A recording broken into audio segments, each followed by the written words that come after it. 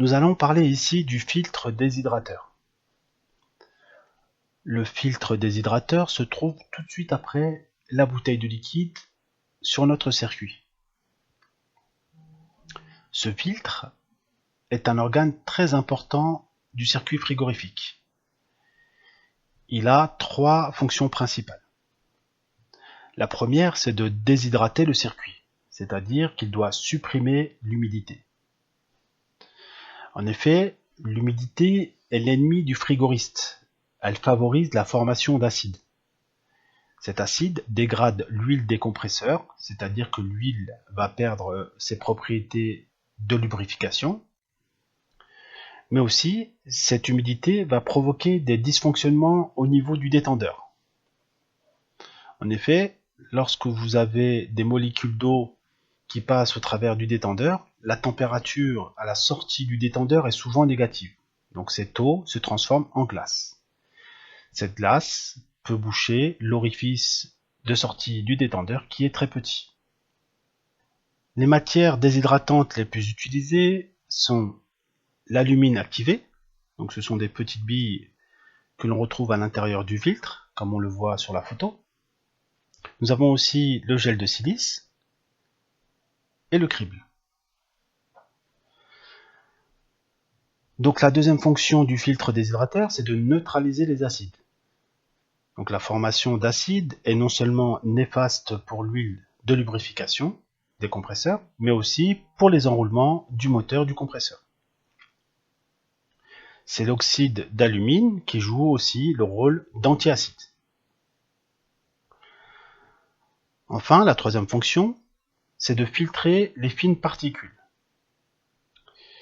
Donc une bonne filtration permet de maintenir le circuit propre en stoppant tout corps étranger. En particulier lors d'une intervention. Donc on pourrait retrouver des copeaux de cuivre ou des traces de calamine suite à une brasure par exemple. Nous avons ici différents types de déshydrateurs. Attention, ces filtres ont un sens de circulation, sauf pour le filtre biflot. Donc en 1, nous avons le déshydrateur classique. Il coûte quelques euros pièce. C'est celui que l'on retrouve très souvent dans nos installations.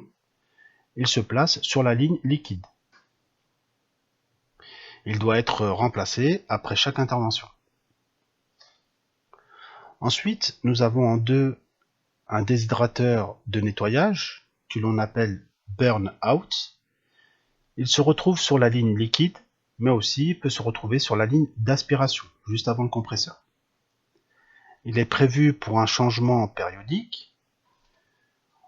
À noter la présence de 2 prises de pression à l'entrée et à la sortie, qui vont nous permettre donc de mesurer la delta P, la différence de pression entre la sortie et l'entrée. Si cette différence de pression est trop importante, cela prouve que le filtre est encrassé.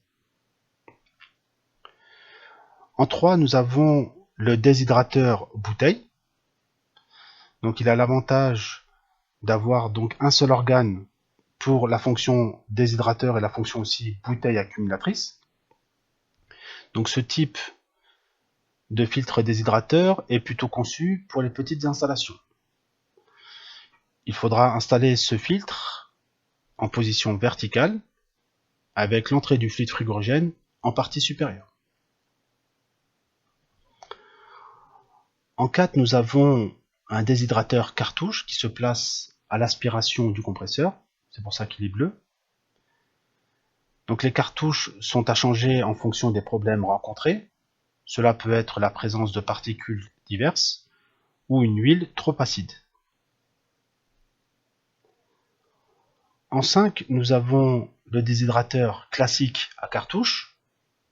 Donc ces cartouches sont interchangeables. Ce type de déshydrateur est installé sur la ligne liquide. En 6, nous avons le déshydrateur biflot. Donc il est utilisé dans les cas des pompes à chaleur réversibles. Il n'a pas de sens de montage. Le fluide frigorigène peut circuler dans les deux sens. Au niveau du montage, Donc le sens de montage est indiqué par une flèche, comme on peut le voir sur l'image. Le déshydrateur doit rester bouché jusqu'au moment de l'installation pour garder toutes ses propriétés de déshydratation. Il existe aussi deux modèles, un modèle à visser, qu'on appelle aussi raccord flare, et un modèle à braser, comme celui qu'on voit à l'image. Donc enfin, le choix d'un déshydrateur pour une installation donnée doit tenir compte de la puissance de l'installation, mais aussi du type de fluide frigorigène et de sa quantité. Nous allons voir tout de suite après un exemple de sélection.